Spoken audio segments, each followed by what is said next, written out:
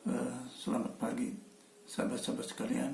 Perkembangan pandemi sekarang sudah begitu jauh, sehingga muncul lagi varian Omicron Centauri. Seperti apa varian Omicron Centauri? Yuk kita simak.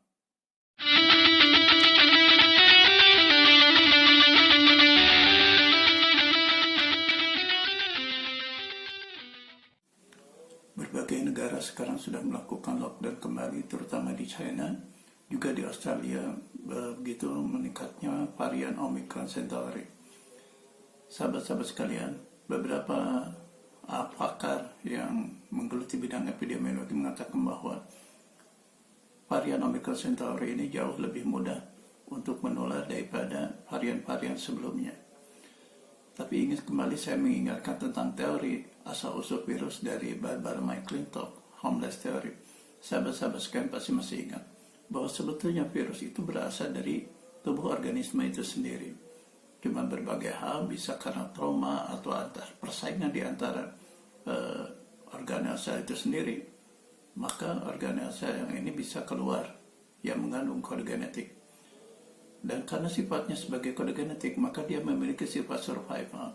Nah, survival ini yang memiliki kemungkinan organisme atau virus tersebut untuk melakukan adaptasi dan mutasi.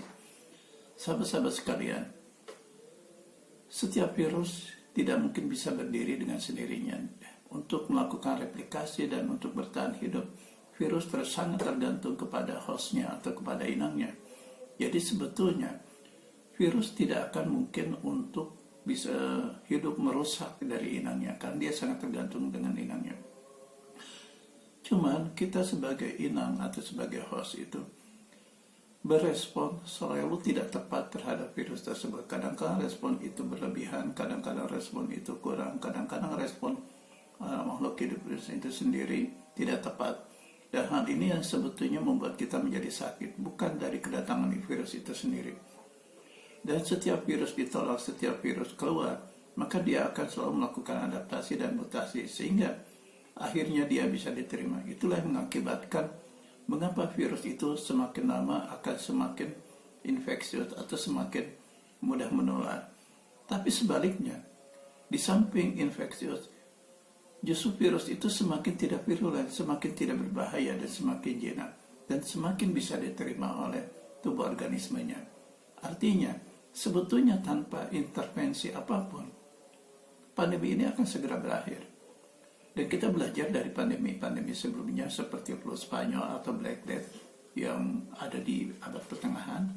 Itu semuanya tidak pernah dilakukan dengan intervensi, semuanya berhenti dengan sendirinya. Bahkan kalau sahabat mempelajari tentang flu Spanyol, ada yang menarik tentang flu Spanyol itu. Di mana dalam flu Spanyol itu berhentinya wabah flu Spanyol ini justru ada di China, dan dikatakan bahwa masyarakat China itu memiliki kekebalan alami untuk menghadapi flu Spanyol. Jadi saya yakin untuk pandemi COVID-19 itu akan berhenti dengan sendirinya tanpa intervensi apapun. Sayangnya, dengan penanganan kita yang sekarang justru mengakibatkan pandemi ini menjadi lebih lama. Mengapa? Karena pada vaksin itu benihnya atau seednya itu berasal dari virus lama yang masih sangat virulen, sehingga akan mengakibatkan mutasi alami yang menjadi ke arah lebih jinak itu akan terhambat.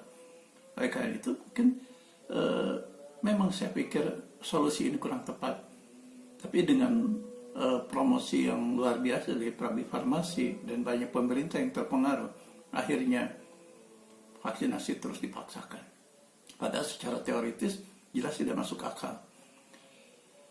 Tapi kalau sahabat tetap ketakutan, dalam video pertama saya sudah menyampaikan tentang bagaimana cara menetralisir efek vaksin dan bagaimana cara melakukan pengobatan dini untuk pandemi COVID ini. Dan caranya sangat mudah, dan caranya pun tidak ribet, hanya mengatur diet saja, bahkan tanpa obat. Dan ini jelas-jelas sangat memangkas biaya dan sangat memangkas pengeluaran dari pemerintah. Jadi sahabat-sahabat sekalian, sangat sederhana pengobatan dini berdasarkan mekanisme otophagy.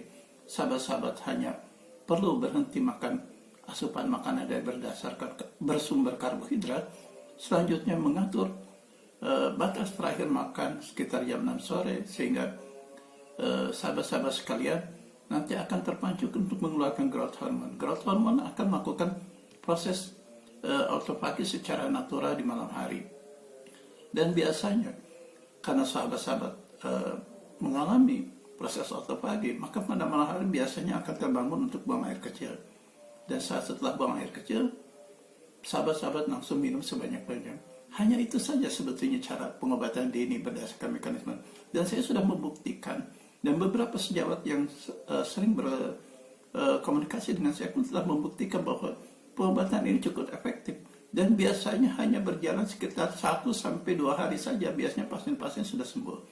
Jadi sahabat-sahabat sekalian, tidak perlu cemas dengan menghadapi Omicron Centauri ini. Jadi sahabat-sahabat tinggal lakukan aja. Kalau misalnya sahabat-sahabat terpapar, sahabat-sahabat lakukan pengobatan dini berdasarkan mekanisme autofagi. Demikian informasi yang bisa saya sampaikan. Mudah-mudahan ini bisa bermanfaat. Salam.